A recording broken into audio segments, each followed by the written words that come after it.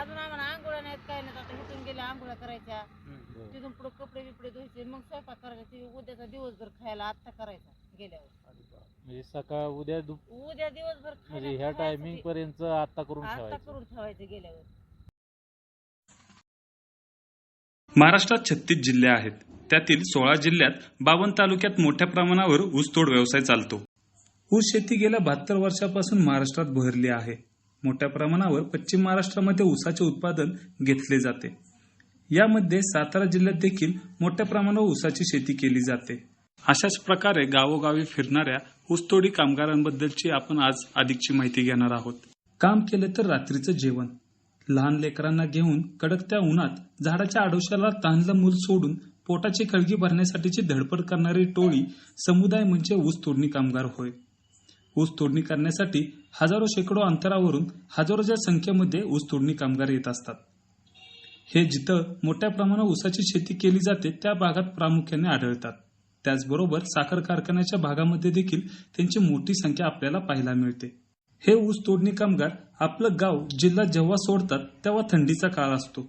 6 महिने ऊसाची तोडणी चालते. रखरखत्या उन्हात ऊसाची तोडणी करणारी मंडळी ना थंडीला घाबरते ना कडक उन्हाला. सकाळी पहाटे 4 पासून ऊसाच्या फडावर जातात आणि कामाला सुरुवात करतात. चला तर मग जाणून घेऊया ऊस तोडणी कामगारांचा दिनक्रम कसा असतो.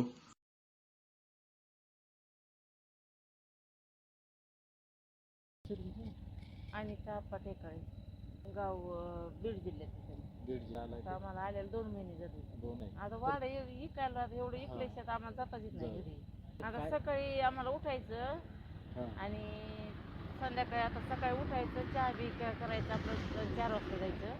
एकदा 4 वाजता गेलं की 4 5 वाजल्यापासून ऊस तोडायचा ते आम्ही 11 वाजेपर्यंत. आणि 11 वाजल्यापासून मग वाडे बिडे बांधायचे आणि ऊस भरायचा गाडीत. मग आम्हाला यायला तर तरी पण 6 वाजता.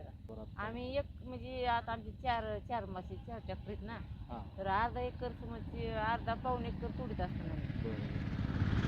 6 वाजता यायचं, मग 6 वाजता वाडे बिडे ऐकायचे. तिथून पुढं जाऊ आता जाऊन आंघोळ्या बिंगोळ्या करायच्या आणि तिथून पुढं स्वयंपाक करायचा. ते आता खायला उद्याच्या दिवसभर ती पण एकच टायमाचं 2 टाइम सुद्धा खायला नाही भेटत आम्हाला. आता आम्ही जेवणामध्ये म्हणजे आता आपली बाजरी आणलेली ना, ते बाजरीच्या भाकरी करायच्या आणि कुठली बी मग आपलं भाजी करायची. दुसरं काय जेवण येतं, भाकरी आणि भाजी तेवढंच. आता ते पण एक टाइम खायचं, सकाळी 11 वाजता खायचं. ते आता संध्याकाळी आम्हाला 10 वाजतात परत दुसऱ्या टायमाचं खायला. आता खराब उन्हाने खराब होतीच ना, खराब झालं तर टाकून द्यायची.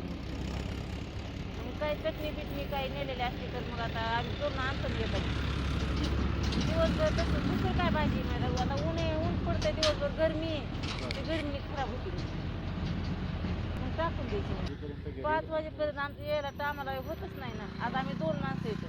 आता 2 माणसांना आम्हाला 4-5 टन ऊस तोडायचा दिवसभर.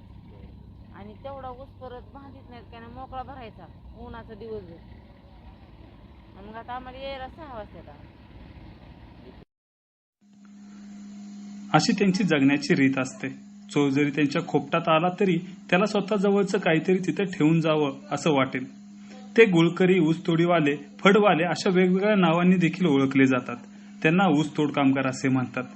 ती माणसे कुडकुडणारी थंडी असो, कोसळणारा पाऊस असो किंवा कडाक्याचं ऊन सहन करत आपल्या आलिशान फाटक्या झोपडीत खोपीत राहत असतात.